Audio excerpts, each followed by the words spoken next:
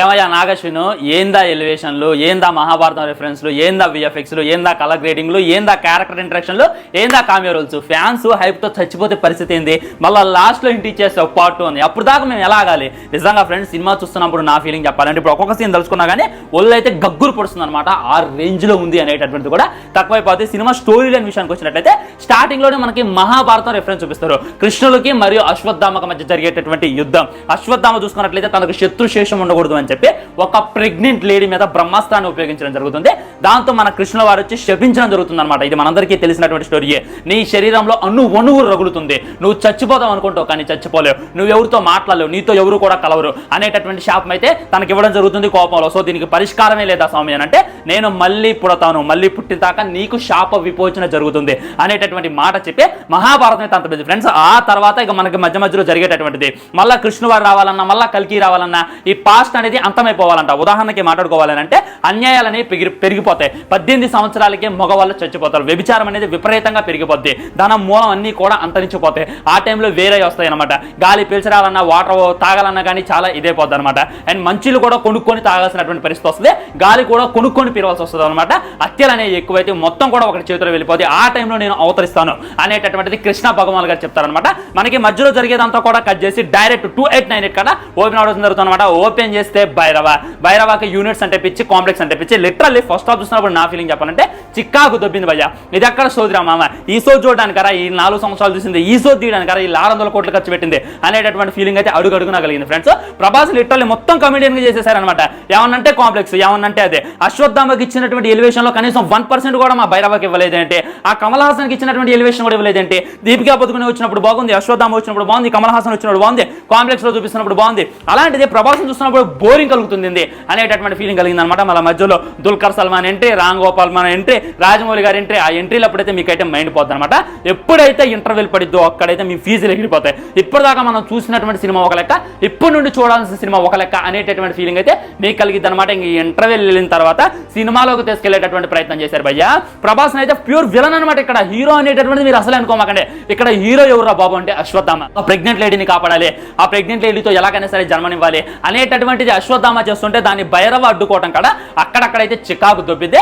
ఇంకా ఇక్కడ చూసుకున్నట్లయితే విజయ్ దేవరకొండ ఎంట్రీ, అబ్బో ఈ ఎంట్రీ అయితే అదిరిపోయిందని చెప్పొచ్చు. ఎలాంటి రోల్ ఎత్తారో అని చెప్పిందా నేను టెన్షన్ పడ్డా. కానీ ఆ ఇచ్చినటువంటి రోల్ అయితే హైలైట్ అనమాట.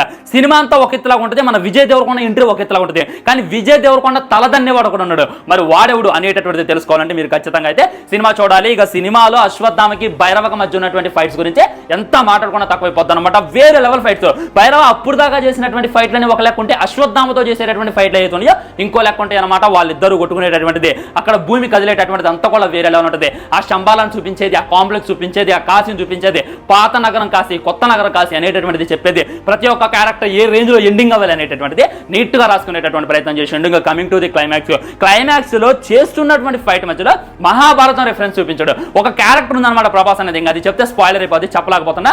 వేరే లెవెల్ క్యారెక్టర్ భయ్య అది. దానికైతే సలాం కొట్టారు. అరిసి ప్రతి ఒక్కడి గొంతు పోయింది. అప్పుడు దాకా మౌనంగా కూర్చున్న వాళ్ళు, అప్పుడు దాకా సైలెంట్ గా అలా చూస్తున్న వాళ్ళందరూ కూడా కళ్ళు చెదిరే ఆ క్యారెక్టర్. వేరే లెవెల్ క్యారెక్టర్ అయితే ప్రభాస్ కనుక ఇవ్వడం జరిగింది. మీరైతే అది డెఫినెట్లీ థియేటర్ లో చూడప్పుడు మీరు ఎంజాయ్ చేస్తారు. అండ్ క్లైమాక్స్ లో కమల్ హాసన్ గారు తన నార్మల్ అవతారానికి రావడం, శివధనస్సుని అతను, ఇదంతా కూడా ఇంకో లెవెల్ చూపించారనమాట.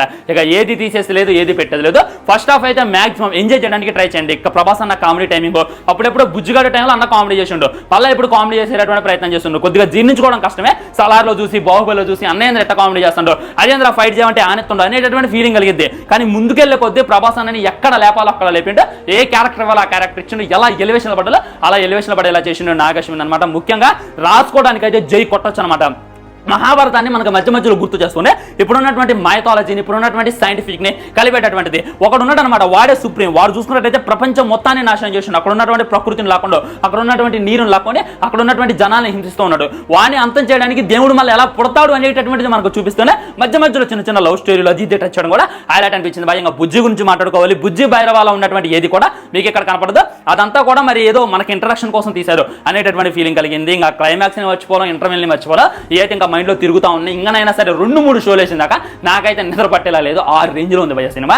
ఆ విఎఫ్ఎక్స్ అయితే వేరే లెవెల్ అనమాట. గ్రాఫిక్స్, ముఖ్యంగా బీజం గురించి మాట్లాడుకోవాలి. ఎక్కడ కూడా ఒక టాలీవుడ్ మూవీ చూస్తున్నటువంటి ఫీలింగ్ కలగల, ఒక హాలీవుడ్ మూవీ చూస్తున్నటువంటి ఫీలింగ్ అయితే అడుగడుగునా కలిగింది. వేరే లెవెల్ బీజింగ్, వేరే లెవెల్ అనమాట. మీరు ట్రైలర్లో చూసింది, సాంగ్స్లో విన్నది జస్ట్ 2%, కానీ సినిమా థియేటర్లో చూసేది అయితే 100% ఉంటుంది అనేటటువంటిది నేను చెప్పేటటువంటి మాట. ఫైనల్లీ చెప్పాలనేది సినిమాకి 1000 కోట్లు ఎటు పోవని చెప్పి నేనైతే 100% అనుకోని ఇంకో 2-3 షోలు వేసిన తర్వాత ఇంకా డెప్త్ మాట్లాడుకునేటటువంటి ప్రయత్నం చేద్దాం. పార్ట్ 2 ఎలా ఉంటుంది అనేటటువంటి దాని గురించి డిస్కషన్ కూడా చేసేటటువంటి ప్రయత్నం చేద్దాం. బాయ్. మరి ఛానల్ సబ్స్క్రైబ్ చేయండి, వీడియో లైక్ చేయండి, వీలైనంత వీడియో షేర్ చేయండి. ఎంత మాట్లాడినా అయిపోతుంది అనమాట. ఇంకా మాట్లాడరు బాబు అంటే గంటైనా మాట్లాడతా. ఆ రేంజ్లో ఉంది మూవీ. ఫైనల్లీ వాడైతే